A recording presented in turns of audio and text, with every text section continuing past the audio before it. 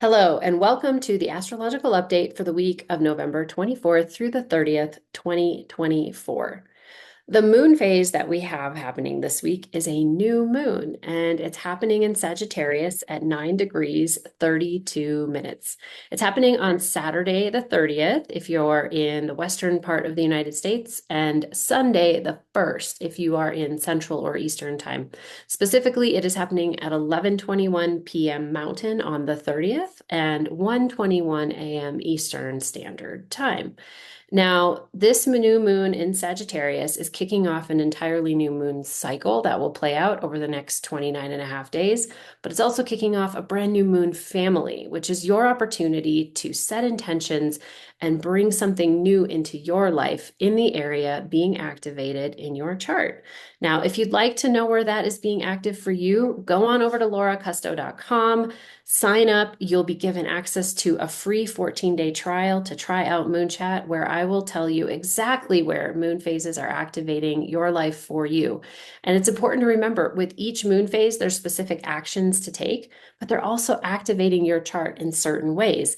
And every year we get one opportunity, 1 week of the year. That's the perfect time to focus in on, say, setting intentions in your relationships or setting intentions for your career, or taking action in your home, or celebrating your spiritual life. And so Moon guides you to do all those things. Go on over there, get your free trial.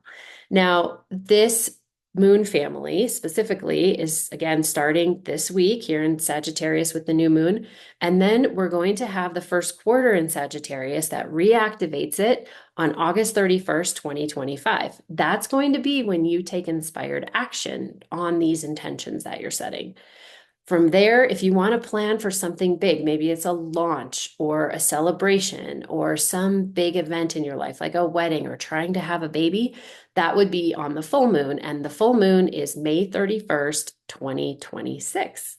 So that is that moon family. Super fun. All right, and now we're going to move into the astrology for the week. So we start the week with the sun in Sagittarius, and it's important to note that because with the new moon in Sagittarius, the sun and the moon are always together at a new moon. So if the moon's in Sagittarius, the sun will be too. Now, when the sun moves into a new sign, we say we're starting that astrological season. And so we started Sagittarius season last Thursday, the 21st, when the sun moved into Sagittarius.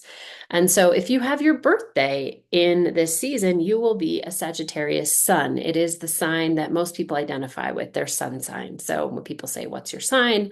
If you say you're a Taurus, well, you're born when the sun is in Taurus. Same thing, Leo. The sun's in Leo, I'm a Leo, right? Now, Sagittarius energy, it's very curious. It's a fire sign and it loves to explore. It's always kind of like the grass is always greener. What's over there? What's over there? A person with a lot of Sagittarius energy will just love to travel and love the adventure of it. Now, the symbol of the Sagittarius is the archer, and it is said in myth that the arch is pointed at the truth. And a true Sagittarian is always in pursuit of justice and a quest for the truth. They really, at their core, want to get to the heart of things and know what is, again, just, fair, and right and good for all. And what is the truth and what is the best thing for everyone here. And so a Sagittarian will typically have great discernment. Now, it's a very interesting sign because, again, it's a fire sign and it's very busy. It's really, again, pursuit of that truth. But in its shadow side, it can be this sort of endless pursuit of everything. Someone who like never stops, never knows how to rest. They're also pretty frank. And if you kind of catch them in a moment where they're just sort of caught up in the energy of something, they cannot all sometimes they're not always the most tactful. And so something to be mindful of there. This morning I had a little epiphany thinking about Sagittarius energy as part of my morning routine. And it occurred to me as someone, I also have a fair amount of Sagittarius energy in my chart, that a Sagittarius, if kind of left unchecked, will be that person who is always wanting to try everything and wanting to experience everything. And especially this week going into US Thanksgiving, something to keep in mind is that it's a big, big world and there's so much to experience. And you will feel so much better if you kind of proceed in moderation. And the one thing that we can get a little bit gluttonous in is gratitude and appreciation. So maybe lean into that this week as we are going through this Thanksgiving holiday. So, if we move on further into the week, Tuesday the 26th, early in the morning, Mercury stations retrograde at about 22 to 23 degrees of Sagittarius. Now, Mercury retrograde, it can get a bad rap, right? Everyone's like, oh, Mercury's in retrograde. Oh, no, no. But seriously, there's always a great way to work with every planetary energy. Retrogrades do not have to be a bad time. And so, what's going to happen during this Mercury retrograde is Mercury's going to be retracing back over the path that it's already been on through Sagittarius.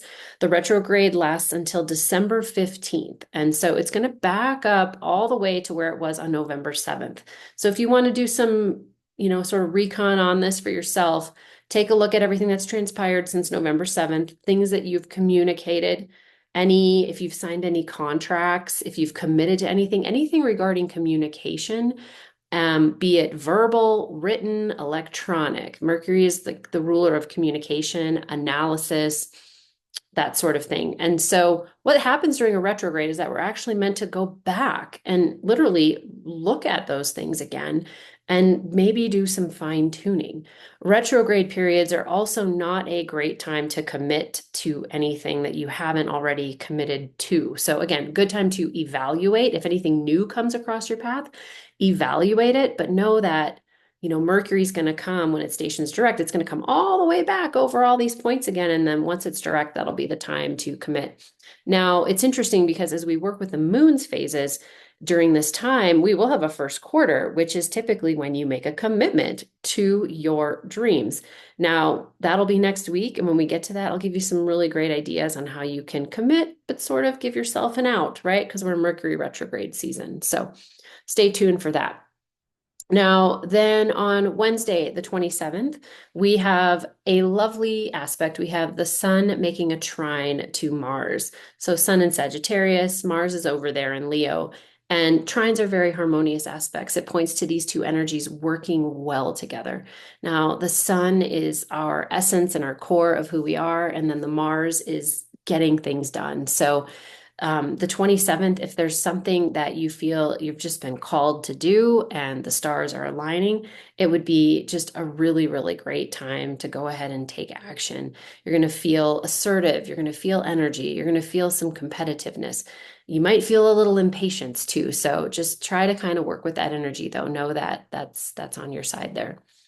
And then finally, the last aspect that I wanted to mention was that on Saturday, right before the moon makes that conjunction with the sun and we have that new moon, it also makes a trine to Mars. And again, now this is assertive energy of Mars working positively with that emotional aspect of the moon. And so you could see constructive creativity, for example, problem solving at home, having goodwill, being prepared to compromise. It's this blending again of sort of that assertion, but that mindfulness and emotional awareness of other people. And so, yes. So that is the astrology. Very simple, not a lot going on this week. I'll be honest, kind of get a little bit of a breather. Enjoy the Thanksgiving holiday, fill it with gratitude, and we'll see you next week.